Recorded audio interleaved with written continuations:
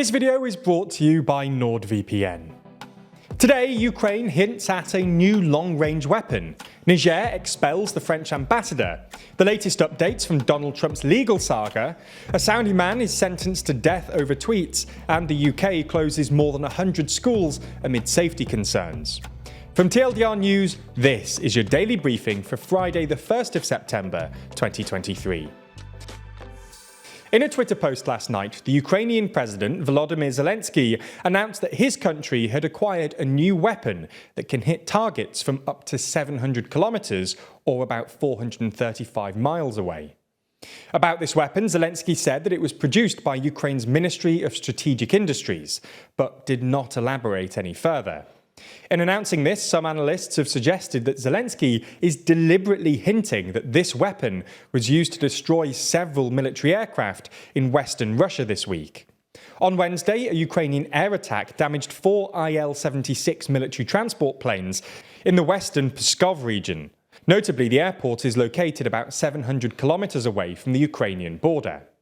It's also notable that Ukraine claims to have developed this weapon themselves, because Ukraine's Western allies generally provide weapons on the condition that they're not used to attack Russian territory. Obviously, the same caveats do not apply to weapons that Ukraine creates themselves. Reacting to this news, the head of Ukraine's military intelligence, Kyrylo Bundanov, said that Ukrainian forces now have the ability to strike any part of occupied Crimea. We'll have to see exactly how Zelenskyy and his Ukrainian forces use this new weapon in the coming weeks. There's more on the way, but be sure to subscribe and ring the bell to make the daily briefing part of your daily routine, or just search for us on your podcast app to listen along. Relations between Niger and France have further deteriorated as the West African country's military junta has ordered police to expel the French ambassador after the French government refused to withdraw them despite an ultimatum. Last week, Niger's military leaders gave French Ambassador Sylvain Ité 48 hours to leave the country in response to French actions they described as contrary to the interests of Niger. France refused to withdraw Ité, saying that the junta are not the country's legitimate leaders and they don't have the authority. But now the military-led government says the French ambassador no longer enjoys the privileges and immunities attached to his status as a member of the diplomatic staff of the embassy, and has ordered the police to expel him from the country. The military coup in late July deposed the country's elected president, Mohamed Bazoum, who had been an ally of Western powers like France. EU foreign ministers met this week and agreed to start drafting sanctions to impose on Niger's coup leaders, saying that the measures would mirror those imposed by the West African regional bloc ECOWAS, which has taken the toughest line against the coup so far and has even threatened military intervention. So that's what's been happening in Niger. Let's move and discuss some US news. In a further interesting development in the Donald Trump legal saga, it seems that his trial in Georgia over election fraud will be live-streamed and televised. Judge Scott McAfee confirmed that all the hearings will be available live on Fulton County Court's YouTube channel. This is a practice that's common in Fulton County's courts. Right now, it's not known exactly when the trial is going to be. We do know, though, that it'll take place sometime next year while Trump is running for president. Prosecutors in the Georgia case allege that the former president tried to pressure Georgian officials to reverse the result of the presidential election.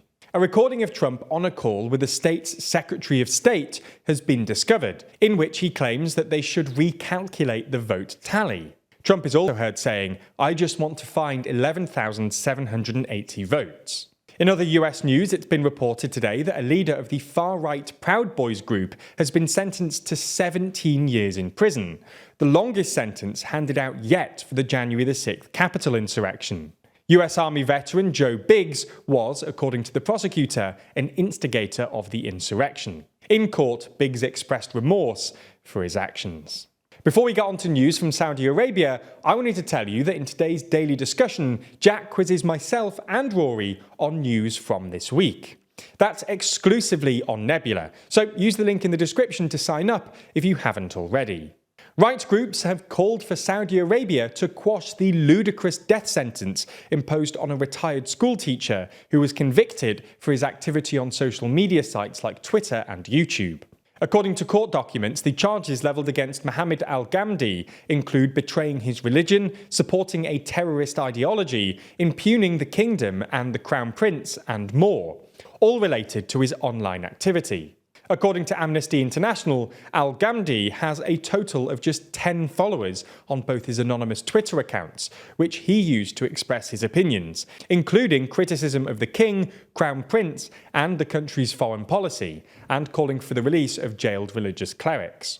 Al-Ghamdi's brother, who lives in self-imposed exile in the UK, believed that authorities passed down a death sentence as retaliation for his own activism outside of Saudi Arabia.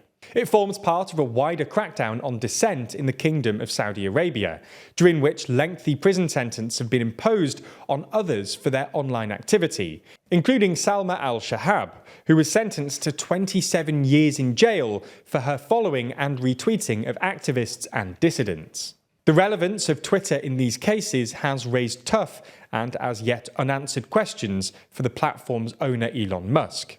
Saudi Prince Al-Walid bin Talal and his kingdom holding company is the second largest shareholder in Twitter, having backed Musk's takeover last year. The UK government is currently responding to news that schools built with reinforced autoclaved aerated concrete, or RAAC, are at risk of collapse.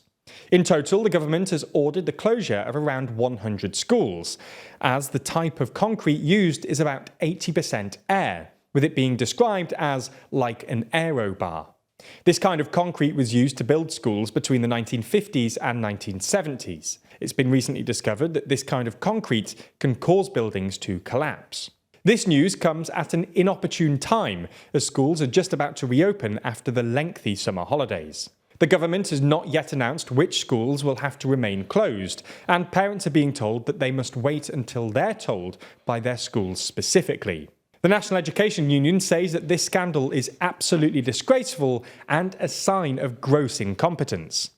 At one point, there were suggestions that schools themselves would have to pay for the temporary accommodation and transport costs of their students. Schools Minister Nick Gibb has refuted this though, saying that the guidance has been misinterpreted and that the government would be covering these costs. In some uplifting news this week, the FBI and its European partners have infiltrated and disrupted a major global malware network behind the Quatsbot software, which has been used for 15 years to commit a huge volume of online crimes.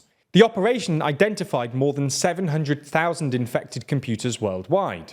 To disrupt the botnet, the FBI redirected Quatsbot traffic to FBI-controlled servers that instructed infected devices to download and uninstall a file which untethered infected computers from the botnet and prevented the installation of any additional malware. The FBI says it neutralised this far-reaching criminal supply chain, cutting it off at the knees, adding that it represents one of the largest US-led disruptions of a botnet infrastructure used by cybercriminals. Following stories and doing independent journalism often requires a fair bit of travel, from attending the NATO summit in Lithuania or Munich Security Conference to exploring Aldi across Germany or being forced to hang out with fellow Nebula creators. It's all right for some people.